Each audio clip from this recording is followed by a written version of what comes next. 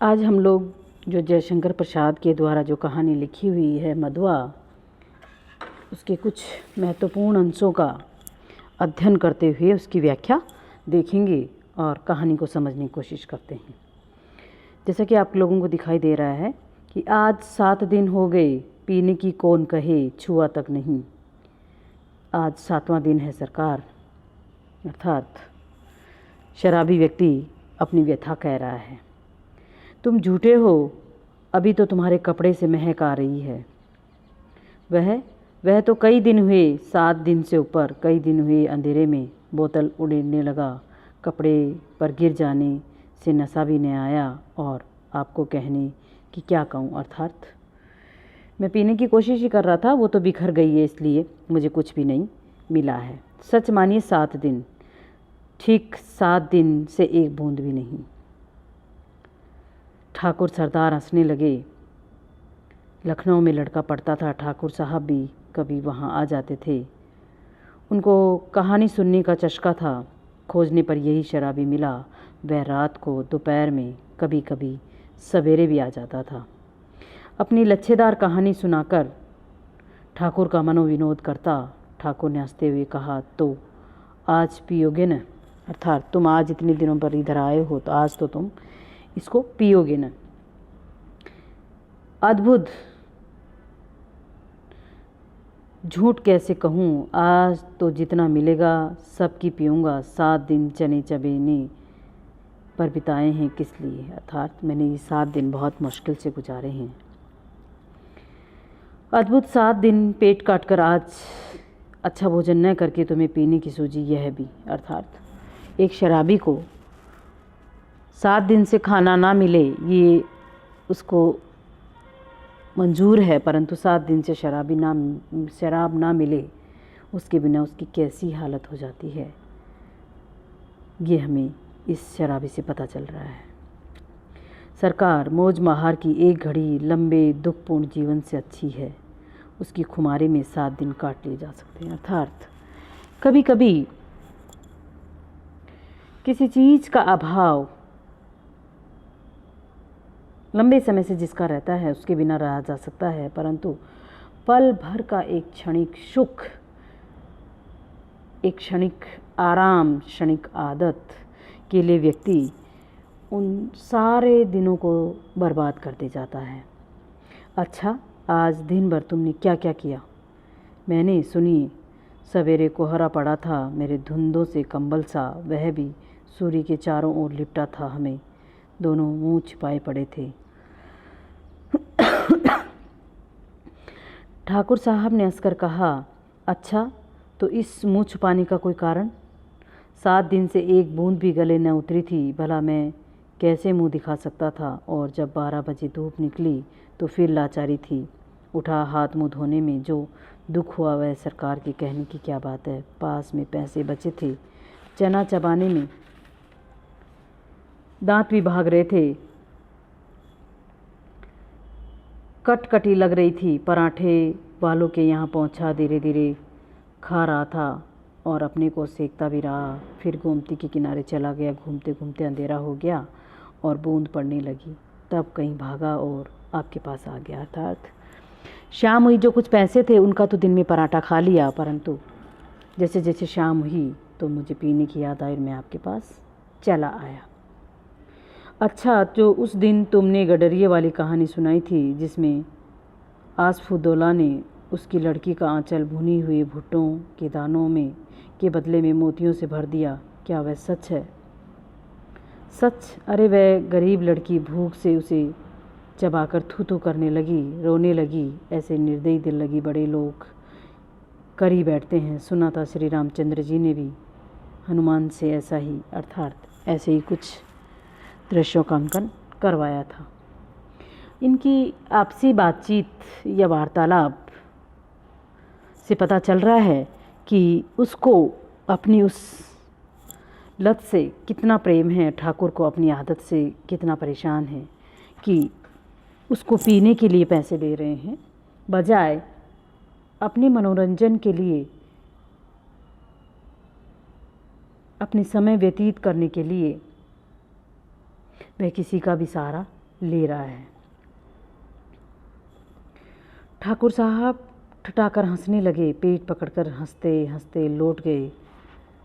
सांस बटोरते हुए संभाल कर बोले, और बड़प्पन किसे कहते हैं? कंगाल का तो कंगाल, गधी लड़की, भला उसे कभी मोती देखे थे? चबाने लगी होगी। मैं सच कहता हूँ, आज तक तुमने जितनी भी कहानियाँ सुनाई सब में बड़ी टीस थी। शहजादों के दुखड़े, महल की अभागिन बेगम के निष्फल प्रेम, करुण कथा, पीड़ा से भरी हुई कहानियाँ ही तुम्हें आती हैं। पर ऐसी हंसाने वाली कहानी और सुनाओ तो मैं तुम्हें अपने सामने ही बढ़िया शराब पिला सकता हूँ। अर्थात तुम आज तक मुझे क्या करते थे? व्यतीत कहानियाँ सुनाते थे। परंतु कल या इससे पहले जो तुमने कहानी सुनाई वो थोड़ी सी व्यंग्य भरी, हंसाने वाली थी, इसलिए उस मेरा व्यतीत करने के लिए तुम वैसे ही कुछ कहानियाँ सुनाओ। सरकार, बूढ़ी से सने हुए वे नवाब के सोने से दिल, अमीरों की रंगरेलियाँ, दुखड़े की दर्द भरी आहें, रंगमहलों में घुल घुल कर मरने वाली बेगमें अपने आप सिर में चक्कर काटती रहती हैं। मैं उनकी पीड़ा से रोने लगता हूँ। अमीर कंगाल हो जाते हैं, बड़े बड़ों के घमंड चूर होकर धूल में मिल जाते हैं, तब भी दुनिया बड़ी पागल है और मैं उसके पागलपन को भुलाने के लिए शराब पीता हूँ। सरकार, नहीं तो बुरी भला कौन अपने गले लगाता है? अर्थात मैं भी अपने ही इस समय को काटने के लिए, अपने इस समय को व्यतीत करने के लिए जो है आपको कहानियाँ सुना करके, और मैं इस शराब के सहारे से जो है अपनी ज़िंदगी पास कर रहा हूँ। ठाकुर साहब ऊँघने लगे। अंगीठी में कोयला दहक रहा था। शराबी सर्दी से ठिठुरा जा रहा था। वह हाथ सेकने लगा। सहसा नींद से चौंक कर ठाकुर साहब ने कहा, अच्छा जाओ, मुझे नींद लग रही है। वह देखो 1 रुपया पड़ा है, उठा लो, लल्लू को भेजते जाओ। शराबी रुपया उठाकर धीरे धीरे, किसका? लल्लू ठाकुर साहब का जमादार था। उसे खूंजते हुए जब वह फाटक पर ही बगल वाली कोठरी के पास पहुंचा तो उसे सुकुमार कंठ से सिसकने का शब्द सुनाई पड़ा। वह खड़ा होकर सुनने लगा।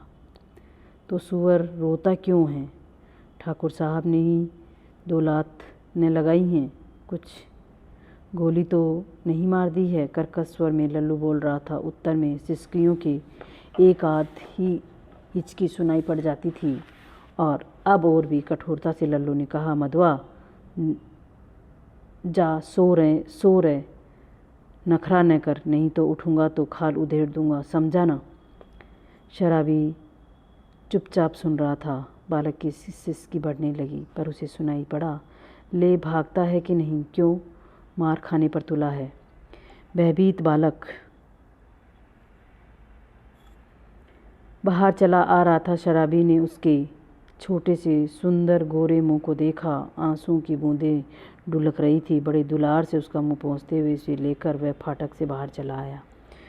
10 बज रहे थे। कड़ाके की सर्दी थी। दोनों चुपचाप चलने लगे। शराबी की मौन सहानुभूति उस छोटे से सरल हृदय ने स्वीकार कर लिया। वह चुपचाप हो गया।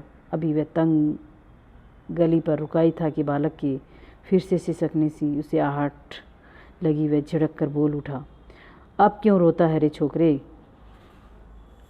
अर्थात वह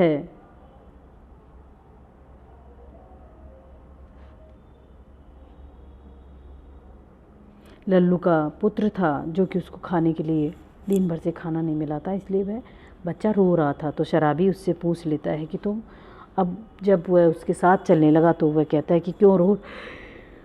मैंने दिन भर से कुछ नहीं खाया। कुछ नहीं? इतने बड़े अमीर के यहाँ रहता है और दिन भर तुझे खाने को नहीं मिला? यही तो मैं कहने गया था जमादार के पास। मार तो रोज़ ही खाता हूँ, आज तो खाना भी नहीं मिला। कुंवर साहब का ओवरकोट लिए खेल में 2 दिन भर साथ रहा। 7 बजे लौटा और भी तो 9 बजे तक कुछ काम करना पड़ा। आटा रख नहीं सका था, रोटी बनती कैसे? जमादार से कहने गया था कि भूख की बात कहते कहते वह बालक के ऊपर अपनी दीनता और भूख ने एक साथ जैसे आक्रमण कर दिया। वह फिर हिचकियाँ लेने लगा। अर्थात मैं अपनी व्यवस्था ही कहने गया था कि मेरे पास अनाज नहीं है, मैं क्या खाऊं? शराबी उसका हाथ पकड़कर घसीटता हुआ गली में ले चला। एक गंदी कोठरी का दरवाज़ा ढकेल कर बालक को लिए हुए वह भीतर पहुंचा। टटोलते हुए सिलाई से मिट्टी की डोरी जलाकर फटे हुए कंबल के नीचे कुछ खोजने लगा। एक पराठे का टुकड़ा मिला। शराबी उसे बालक के हाथ में देकर बोला, जब तक तू इसे चबा मैं तेरा गाढ़ा भरने के लिए कुछ और ले आऊँ। अर्थात जब तक तुम इसको खाओ मैं कुछ खाने के लिए तुम्हारे लिए और ले आता हूँ। सुनता रे छोकरे, रोना मत, रोएगा तो खूब पीटूंगा। मुझे रोने से बड़ा बैर है पाजी कहीं का, मुझे भी रुलाने वाला। अर्थात शराबी का दिल या उसका मन जो है उस बच्चे की भीतरी रूह को टटोलने लगता है और उसकी भूख को पहचान के और उसके लिए कुछ खाने का इंतजाम करने के लिए सोचने लग जाता है। शराबी गली के बाहर भागा। उसके साथ उसके हाथ में 1 रुपया था। 12 आने का एक देसी अद्दा और 2 आने की चाय और 2 आने की पकौड़ी। नहीं, आलू मटर अच्छा सही है।